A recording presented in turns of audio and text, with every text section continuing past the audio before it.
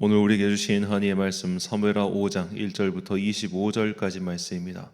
사무엘하 5장 1절부터 25절까지의 말씀 이제 봉독하겠습니다. 하나님의 말씀 경청하십시오. 이스라엘 모든 지파가 헤브론으로 다윗을 찾아와서 말하였다. 우리는 임금님과 한 고륙입니다. 전에 사울이 왕이 되어서 우리를 다스릴 때에 이스라엘 군대를 거느리고 출전하였다가 다시 데리고 돌아오신 분이 바로 임금님이십니다. 그리고 주님께서 내가 나의 백성 이스라엘의 목자가 될 것이며 내가 이스라엘의 통치자가 될 것이라고 말씀하실 때도 바로 임금님을 가리켜 말씀하신 것입니다. 그리하여 이스라엘의 모든 장로가 헤브론으로 왕을 찾아오니 다윗 왕이 헤브론에서 주님 앞으로 나아가 그들과 언약을 세웠다. 그리고 그들은 다윗에게 기름을 부어서 이스라엘의 왕으로 삼았다. 다윗은 30살의 왕이 되어서 40년 동안 다스렸다. 그는 헤브론에서 7해 6달 동안 유다를 다스리고 예루살렘에서 30해 동안 온 이스라엘과 유다를 다스렸다.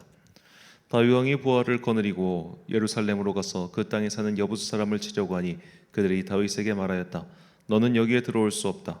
눈먼 사람이나 다리 젖는 사람도 너쯤은 물리칠 수 있다. 그들은 다윗이 그곳으로는 들어올 수 없을 것이라고 생각한 것이다. 그러나 다윗은 시온 산성을 점령하였으므로 그곳의 이름을 다윗성이라고 하였다. 그날 다윗이 이렇게 명령을 내렸다. 누구든지 여부수 사람을 치려거든 물을 길러 올리는 바위벽을 타고 올라가서 저 여부수 사람들 곧 다윗이 몹시 미워하는 저 다리 저는 자들과 눈먼 자들을 쳐 죽여라. 그래서 눈먼 사람과 다리 저는 사람은 왕궁에 들어갈 수 없다는 속담이 생겼다. 다윗은 그 산성을 점령하고 나서 그 산성에 살면서 그 이름을 다윗성이라고 하였다. 그가 성을 쌓았는데 밀로에서부터 안쪽으로 성을 쌓았다. 만군의 주 하나님이 다윗과 함께 계심으로 다윗이 점점 강대해졌다. 두로왕 히람이 다윗에게 사절단과 함께 백향목과 목수와 석수를 보내어서 다윗에게 궁궐을 지어주게 하였다. 다윗은 주님께서 자기를 이스라엘의 왕으로 굳건히 세워주신 것과 그의 백성 이스라엘을 번영하게 하시려고 자기의 나라를 높여주신 것을 깨달아 알았다. 다윗은 헤브론에서 떠나온 뒤에 예루살렘에 와서 더 많은 후궁과 아내들을 맞아들여서 또 자녀를 낳았다. 그가 예루살렘에서 낳은 아이들의 이름은 삼무아와 소밥과 나단과 솔로몬과 히팔과 엘리수아와 네벡과 야비아와 엘리사마와 엘리아다와 엘리벨렛이다. 다윗이 기름 부음을 받아 이스라엘의 왕이 되었다는 소식을 블레셋 사람이 듣고 온 블레셋 사람이 다윗을 잡으려고 올라왔다. 다윗이 이 말을 듣고서 요새로 내려갔다. 블레셋 사람들이 이미 몰려와서 르바임 골짜기의 평원을 가득히 메우고 있었다. 다윗이 주님께 아뢰었다. 제가 저 블레셋 사람들을 치러 올라가도 되겠습니까? 주님께서 그들을 저의 손에 넘겨주시겠습니까? 주님께서 다윗에게 대답하셨다. 올라가거라. 내가 저 블레셋 사람들을 반드시 너의 손에 넘겨주겠다. 그래서 다윗이 바알 브라심으로 쳐들어갔다. 다윗이 거기에서 블레셋 사람들을 쳐서 이기고 나서 이렇게 말하였다. 홍수가 모든 것을 휩쓸어 버리듯이 주님께서 나의 원수들을 내 앞에서 그렇게 휩쓸어 버리셨다. 그래서 사람들이 그곳 이름을 바알 브라심이라고 한다. 블레셋 사람들이 그들의 온갖 우상을 그곳에 버리고 도망하였으므로 다윗이 부하들과 함께 그 신상들을 치웠다. 블레셋 사람들이 또 올라와서 르바임 골짜기의 평원을 가득 메웠다. 다윗이 주님께 또 아뢰니 주님께서 대답하셨다. 너는 정면으로 그들 쪽으로 올라가지 말고 그들의 뒤로 돌아가서 숨어 있다가 목나무 숲의 맞은 쪽에서부터 그들을 기습하여 공격하여라. 목나무 밭 위쪽에서 행군하는 소리가 나아가든 너는 곧 진격하여라. 그러면 나 주가 너보다 먼저 가서 블레셋 군대를 치겠다. 다윗은 주님께서 명하신 대로 게바에서 게셀에 이르기까지 쫓아가면서 블레셋 군대를 무찔렀다. 아멘. 말씀을 지키는 성도의 가치란 제목으로 하나님의 말씀 선포하겠습니다. 자, 오늘 본문 말씀의 배경은 다윗이 이제 왕이 되고 그 왕이 된 이후에 행했던 여러 가지 일들을 우리에게 전하고 있습니다.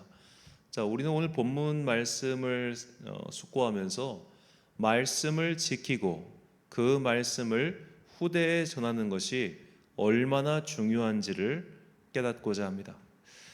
자, 이제 그 이스라엘과 유다의 통합 왕좌에 오른 다윗은 본격적으로 왕정 체제를 구축하지요. 그래서 그가 한 첫 번째 일이 바로 자신의 성을 쌓는 것이었습니다. 본문 6절과 7절 말씀. 왕과 그의 부하들이 예루살렘으로 가서 그 땅 주민 여부수 사람을 치려하매 그 사람들이 다윗에게 이르되 내가 결코 이리로 들어오지 못하리라. 맹인과 다리 저는 자라도 너를 물리치리라 하니 그들 생각에는 다윗이 이리로 들어오지 못하리라 함이나 다윗이 시온 산성을 빼앗았으니 이는 다윗성이더라. 자, 우리가 지난 시간 계속해서 말씀드렸다시피 사울 왕 때는 왕궁이라는 게 없었습니다. 그런데 비로소 다윗이 여부 사람의 성 예루살렘을 빼앗고 그곳의 이름을 다윗성이라고 지었습니다. 그리고 이따 본문 뒤에 보면 두로왕 히람이 목재를 보내줘서 그 목재로 자신만의 궁을 건설하죠. 그러니까 자신만의 궁을 건설했다는 것은 드디어 다윗이 왕정 체제를 본격적으로 시작했다는 근거입니다. 그러니까 왕이 다스리는 별도의 공간이 있고 그 별도의 공간을 지키는 또 별도의 사람들, 신하들, 상비군 이런 체제를 갖추고 있어야 비로소 왕족 중심의 왕정 체제가 시작됐다고 볼 수 있는 것이죠.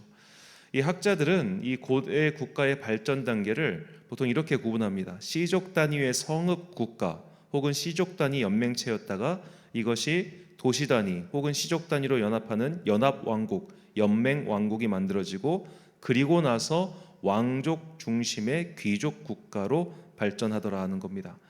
자, 이것을 생각해 보면 이 사사기 시대가 이 시족 단위 혹은 지파 단위 성읍 국가라고 볼 수 있고요. 그리고 사울 왕 때 이제 이 지파들이 연합한 연맹 왕국이 된 것이죠. 그리고 비로소 다윗 때부터 왕족 중심의 귀족 국가가 된 것입니다. 사울 왕 또한 이렇게 왕족 중심의 귀족 국가를 만들고 싶어 했습니다. 그래서 그의 아들 요나단이 자신의 왕위를 승계함으로써 자신의 가문은 비로소 진짜 왕족이 되는 것이죠. 자식이 계속 승계해 나가야지 왕족이 되는 것 아니겠습니까? 사울 왕은 그것을 하고 싶었지만 아마 상황이 되지도 않았을 것이고 여러 가지 능력 부족으로 인해서 그것을 이루지 못했습니다. 하지만 다윗은 비로소 자신의 때부터 왕족 국가를 만들어 가지요. 이것은 하나님께서 그와 함께 하신 결과물이라고 성경이 말하고 있습니다. 본문 10절과 12절 말씀. 만군의 하나님 여호와께서 함께 계시니 다윗이 점점 강성하여 가니라. 다윗이 여호와께서 자기를 세우사 이스라엘 왕으로 삼으신 것과 그의 백성 이스라엘을 위하여 그 나라를 높이신 것을 알았더라. 자, 이때가 기원전 10세기경입니다. 기원전 10세기경 다윗은 이스라엘의 왕위에 올랐고 이제 왕족 중심의 왕정 국가를 만들어가고 있었습니다. 자, 그런데 기원전 10세기에 이스라엘의 주변 나라들, 이집트 그리고 메소포타미아 문명, 저 멀리는 인도와 중국 문명까지 이 이스라엘을 제외한 세계의 나머지 문명 국가들은 모두 다 이미 이스라엘보다 수백 년 혹은 천년도 전에 왕족 중심의 왕정 국가를 만들어 놨었습니다. 특히 이스라엘과 딱 붙어 있는 이제 메소포타미아와 이집트의 경우, 이집트는 이미 고대 수천 년 전부터 왕정을 넘어선 신정 체제의 왕족 국가였고, 또 이스라엘이 가장 잘 접할 수 있는 메소포타미아 그쪽 국가는 이미 기원전 20세기에서 18세기경에 고대 바빌로니아 제국이 있었습니다. 그리고 다윗과 솔로몬이 죽은 이후에 즉각 나타난 나라가 아시리아 제국이었어요. 그러니까 주변 나라들은 다들 왕족 중심의 왕정 국가를 다 이룩한 경험들이 있었습니다. 그러니 다윗이 이제 우리가 왕권을 강화해서 왕정 체제가 되었으니 앞으로 왕이 돼서 어떤 나라를 만들어야 될까라고 주변을 둘러봤을 때 뭐가 보였겠습니까? 이집트나 메소포타미아 같은 외국 국가들이 자신의 모델로 보일 수밖에 없었던 거예요. 그래서 그도 외국의 국가들이 하는 방향과 똑같이 따라가는데 그 모습이 바로 예루살렘에서 자기 궁을 만들고 나서 더 많은 아내들과 혼인한 것입니다. 본문 13절 말씀. 다윗이 헤브론에서 올라온 후에 예루살렘에서 처첩들을 더 두었으므로 아들과 딸들이 또 다윗에게서 나니. 자, 우리가 이미 사무엘하 3장을 보면 다윗이 헤브론에서 자녀들을 있었다. 그 자녀가 6명입니다. 그런데 여기서 오늘 본문에 보면 11명의 아들들이 추가되죠. 그리고 딸들도 있었다고 하니까 아무리 적게 잡아도 20명 이상의 자녀들을 두고 있었다. 그것을 알 수 있습니다. 자, 역사의 기록인지는 아닌지는 모르겠습니다만 어떤 여성이 40명 이상의 자녀를 낳았다는 기록은 있대요. 실제인지는 모르겠습니다만 한 명이 나왔을 리는 없죠. 다윗의 자녀들이 다 이게 부인들이 따로따로 있고 해가지고 많은 처첩을 거느리고 그 처첩을 바탕으로 더 많은 세력권을 구축하고 그렇게 왕족을 지금 다윗은 만들어 가는 거예요. 더 많은 자녀들이 왕의 자식이니까. 이렇게 왕족 중심의 왕정 체제를 만들면 결국 왕위는 한 명만 계승하지 않습니까? 그럼 나머지 왕자들, 나머지 자식들은 어떻게 되느냐? 지방으로 흩어져서 그렇게 왕족 중심의 국가 권력을 더 널리 퍼뜨리는 역할을 하게 되는 겁니다. 초창기에는. 그래서 더 많은 자녀를 가져서 그 더 많은 자녀들이 다음 때는 더 멀리 퍼져가서 왕국 구석구석을 다스리는 지방 호족 세력이 되는 것이죠. 그렇게 왕족 중심의 왕정 체제를 굳건히 강화하는 그 첫 번째가 많은 자녀들을 두는 것이었고, 그런 모습을, 그런 롤 모델을 외국에서 본 거예요. 그런데 성경은 처음부터 하나님께서는 모세에게 말씀을 주실 때부터 이것을 하지 말라고 하셨습니다. 신명기 17장 14절과 16절 17절 말씀, 내가 내 하나님 여호와께서 내게 주시는 땅에 이르러 그 땅을 차지하고 거주할 때에 만일 우리도 우리 주위의 모든 민족들 같이 우리 위에 왕을 세워야 하겠다는 생각이 나거든 그는 병마를 많이 두지 말 것이요 병마를 많이 얻으려고 그 백성을 애굽으로 돌아가게 하지 말 것이니 이는 여호와께서 너희에게 이르시기를 너희가 이후에는 그 길로 다시 돌아가지 말 것이라 하였음이며 그에게 아내를 많이 두어 그의 마음이 미혹되게 하지 말 것이며 자기를 위하여 은금을 많이 쌓지 말 것이니라. 아멘. 자, 이 16절과 17절에 제가 번호로 표기한 걸 잘 보십시오. 나중에 솔로몬 때에 말씀드리겠지만 솔로몬 왕은 이 세 가지를 모두 어깁니다. 특히 그는 이집트 왕 바로의 딸과 혼인하였고 이집트로부터 많은 병거를 수입해서 무기 중개상이 돼요. 그리고 이제 아내를 많이 두고 자기를 위해 은금을 많이 썼는 것, 이것은 다윗이 했던 일입니다. 자, 다윗과 솔로몬, 하나님을 사랑하고 하나님을 참으로 따랐던 신실한 주님의 사람들임은 분명합니다. 그런데 왜 그들은 하나님께서 이미 모세 때에 주신 너희가 왕을 택했을 경우 이것을 하지 마라고 했던 그 명령을 대놓고 이렇게 어긴 것일까요? 제가 생각하기에 그 이유는 다윗과 솔로몬은 이 말씀을 몰랐기 때문입니다. 왜 몰랐는가? 다윗과 솔로몬 때에 이런 말씀의 단절이 생겼기 때문이죠. 이것은 저의 성경을 바탕으로 한 저의 추정입니다만 다윗이 이런 말씀을 듣지 못했던 이유는 첫 번째로 사무엘이 죽었기 때문입니다. 사무엘과 다윗은 생전에 깊은 교류를 나눌 기회가 별로 없었습니다. 왜냐하면 사울 왕이 두 눈을 시퍼렇게 뜨고 사무엘을 감시하고 있었기 때문이죠. 그 증거가 이제 사무엘이 베들레헴을 방문했을 때 베들레헴의 장로가 떨면서 나와서 왜 오셨습니까? 물어보지 않습니까? 이미 사울 왕과 사무엘 사이가 틀어진 걸 알고 있었기 때문에 사무엘과 가까이 하는 것이 결코 자신에게 득이 되지 않는다는 것을 사람들이 다 알고 있었어요. 그러니까 사무엘은 일종의 강제 은퇴를 당한 셈이었고 다윗은 그가 사울 왕 앞에서 두각을 드러내자마자 그때부터 감시 대상이었단 말이에요. 그러니까 사무엘이 죽기 직전에 그리고 다윗이 사울을 피해서 도망갈 때쯤에나 그때 잠깐 사무엘이 있었던 라마나단에 피신했을 뿐이지 사무엘로부터 이 오랜 시간 내려온 이 말씀에 특히 모세의 율법에 대해서 제대로 배울 기회가 당연히 없었겠죠. 그래서 다윗은 이것을 몰랐을 겁니다. 그리고 두 번째로 지금 다윗 옆에 있는 대제사장은 아비아달입니다. 이 아비아달은 아히멜렉의 아들인데 아히멜렉은 사울 왕의 손에 의해 갑작스럽게 사망하게 되죠. 그리고 아비아달은 그때 막 도망치나 정신이 없었습니다. 이때 아비아달의 나이가 정확히 나오진 않습니다만 어렸을 때로 추정할 수 있습니다. 왜냐하면 아비아달이 나중에 솔로몬 때까지 살아있거든요. 자, 그렇게 이른 나이에 제사장으로서 말씀의 교육을 다 받지 못한 상태에서 아비아달은 에봇만 재빨리 들고 다윗에게 피신한 거예요. 자, 그리고 마지막으로 이제 성막의 기능이 사실 이때는 정지 상태였다고 보는 것이 타당합니다. 이미 언약궤는 빼앗겼고, 그리고 성막이 그 수백 년의 세월 동안 제대로 보수를 했겠습니까?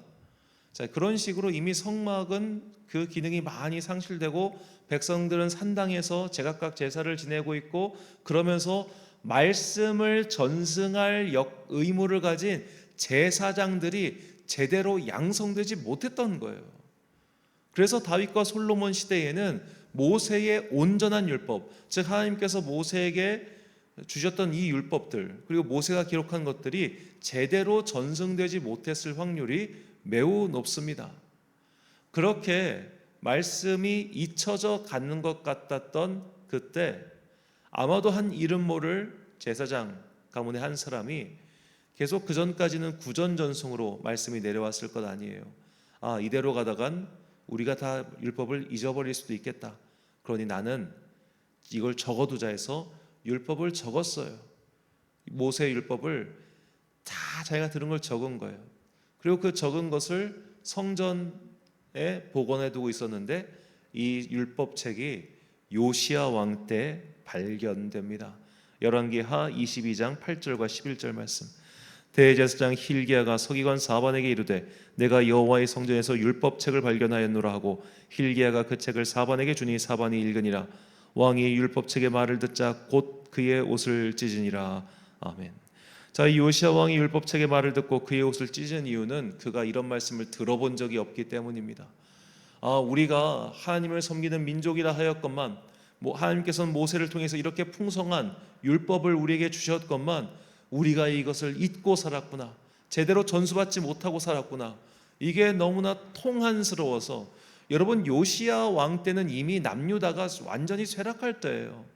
요시야의 아들 시드기야 때 나라가 망하니까.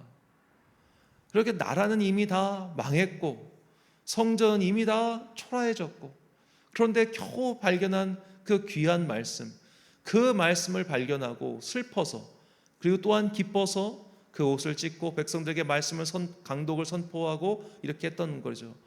그렇게 말씀을 지키고자 하는 또 다른 사람, 나중에 에스라가 등장해서 그렇게 포록이라고 하는 암흑기를 다 거쳐가면서도 이 말씀을 지키고 전승했던 사람들로 인해서 오늘 우리에게까지 이 성경이 전해지지 않았습니까? 한 번은 끊겼습니다. 그러나 누군가가 이어가고자 하는 그 의지를 가졌을 때 그것은 결국 지금까지 이어오게 된 것이죠. 다윗과 솔로몬 같은 사람들조차, 하나님을 신실하게 따르는, 하나님을 사랑하는 그 사람들조차 말씀이 전해지지 않자 세상 사람들과 똑같이 행동하잖아요. 이것이 오늘 우리에게 주시는 하나님의 메시지입니다.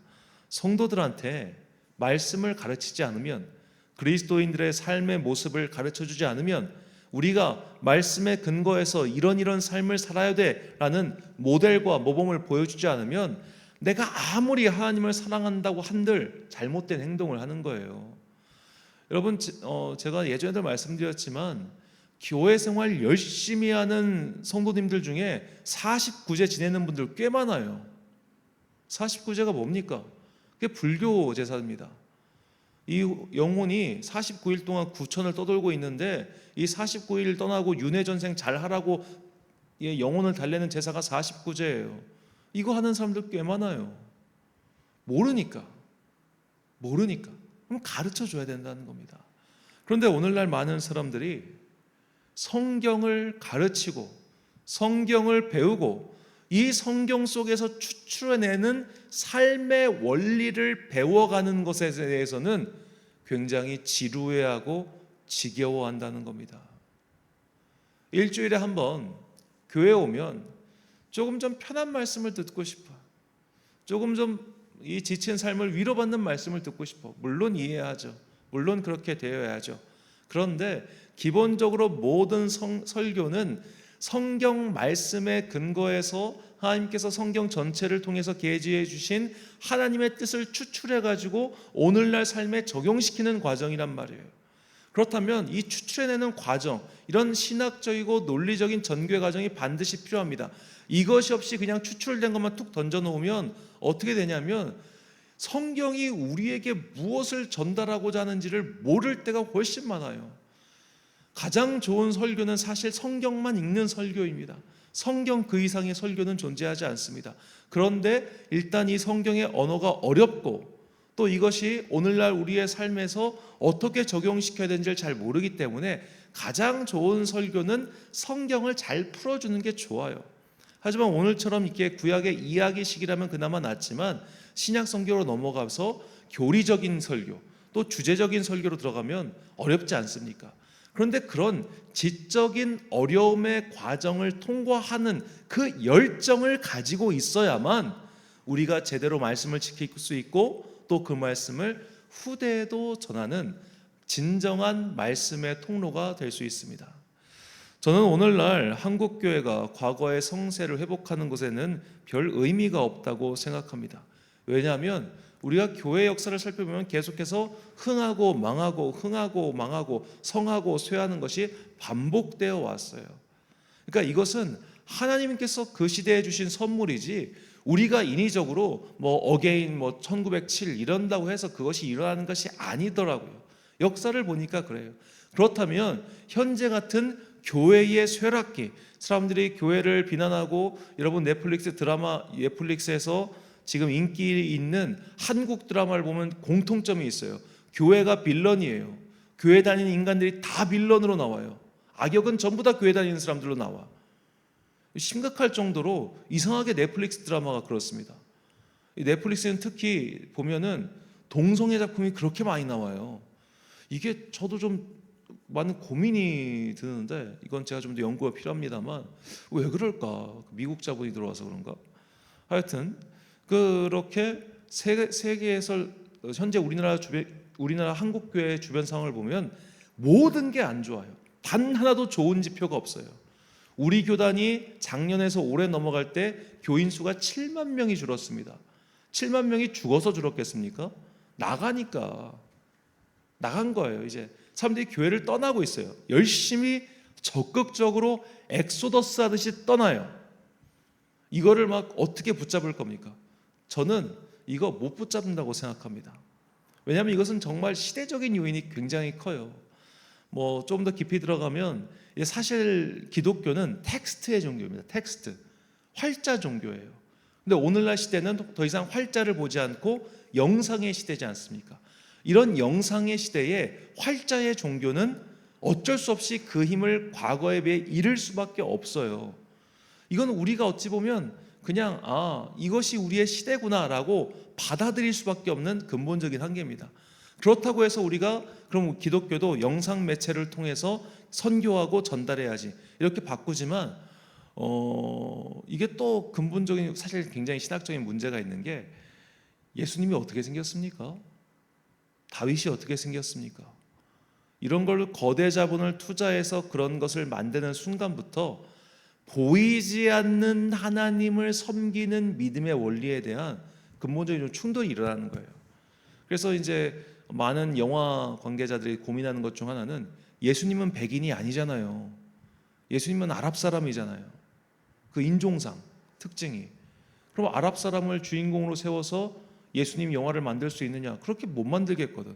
그러니까 예수님이 다 백인이 주인공이에요.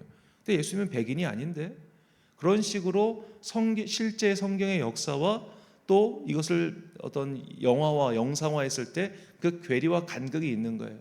좀 얘기가 길어지고 있는데, 자, 우리는 과거의 시대보다 성경을 더 사랑하고 있는가? 과거의 우리의 믿음의 선배들보다 말씀을 더 깊이 묵상하고 말씀을 배우고자 하는 열정이 있는가? 이게 중요하다고 저는 생각합니다. 과거 우리 믿음의 선배들은 말씀 사경회 하면은 5일 동안 했어요. 심지어 6일 동안 했습니다. 그냥 아침 저녁으로 하고 끝나는 게 아니라 하루 종일 했습니다. 그러니까 6일 동안 일을 멈추고 그냥 말씀만 집중적으로 공부하는 시간을 가졌던 거예요. 근데 현재 한국교회 부흥회 하는 거 보십시오. 새벽과 저녁 끝입니다.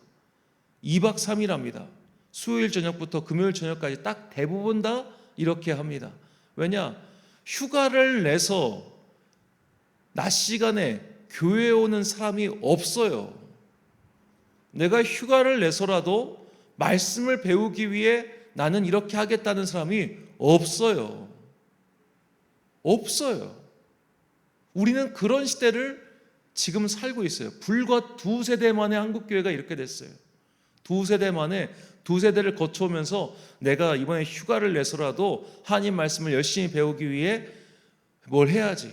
내가 휴가를 내서라도 기도원 가야지. 내가 휴가를 내서라도 말씀을 열심히 읽어야지. 이런 게 2세대 만에 사라진 시대를 우리가 살고 있어요. 그러니까 쇠락하는 거예요. 이제는 다들 인스턴트 말씀만 좋아하고 인스턴트 성경 공부만 좋아하고, 아니 이제 교회를 선택할 때 이 교회가 정말 성경을 잘 풀어줘, 이 교회가 정말 성경 공부 열심히 해, 이게 선택의 기준이 아니에요.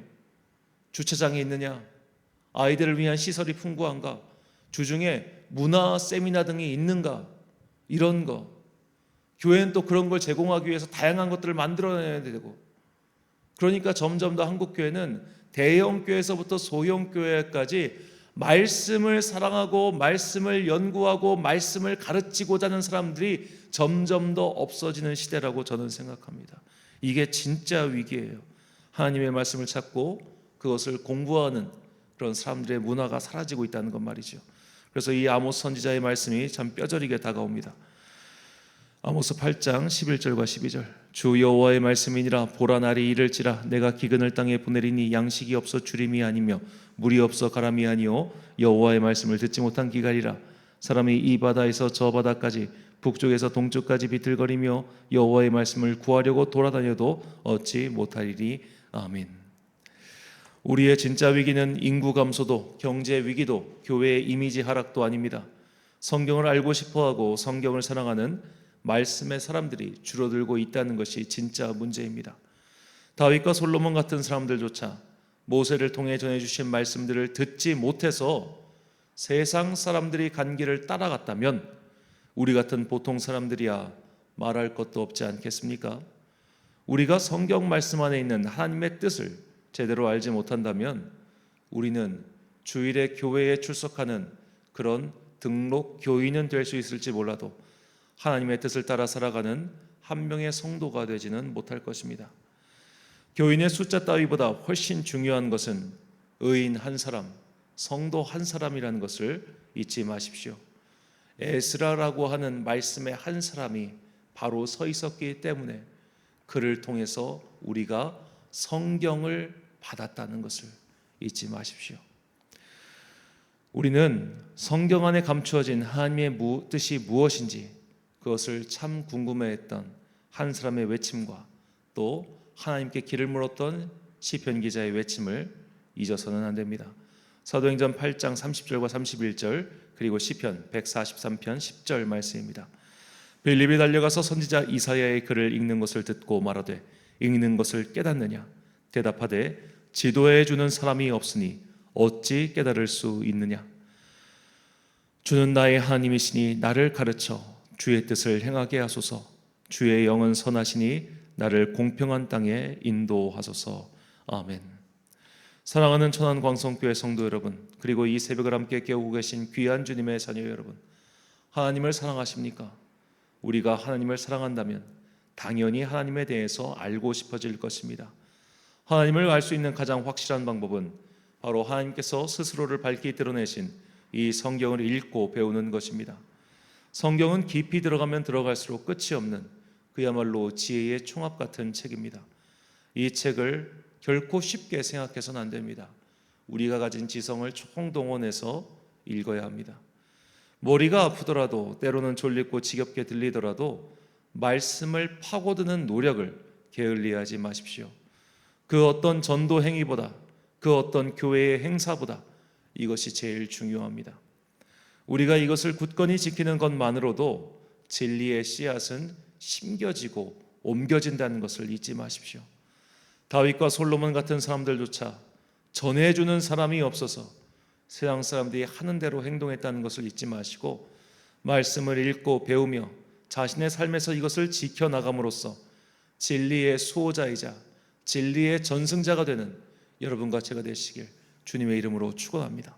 기도하겠습니다.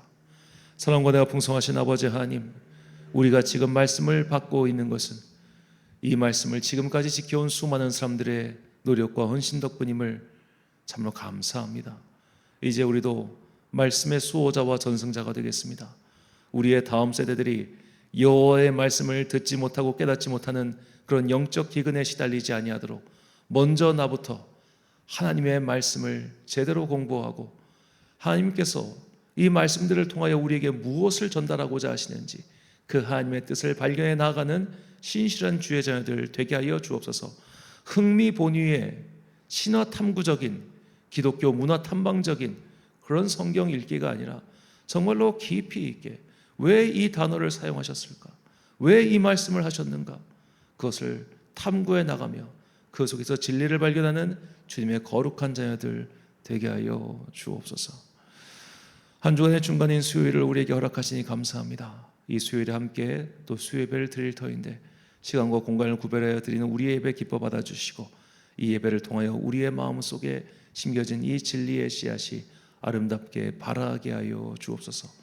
오늘 하루도 참 좋으신 우리 주님의 은총과 평강이 모든 성도들과 함께 하시길 간절히 소망하며 이 모든 말씀 우리 구주 예수 그리스도의 이름으로 기도드립니다. 아멘. 오늘 주신 기도 제목입니다. 나는 성경을 읽고 배우는데 얼마나 힘을 쏟고 있습니까? 내 안에 성경 말씀을 깊이 사랑하는 마음을 심어달라고 기도하십시오. 오늘 주신 기도의 제목 가지고 기도와 묵상에 힘쓰는 하루 되시길 바랍니다. 기도하겠습니다.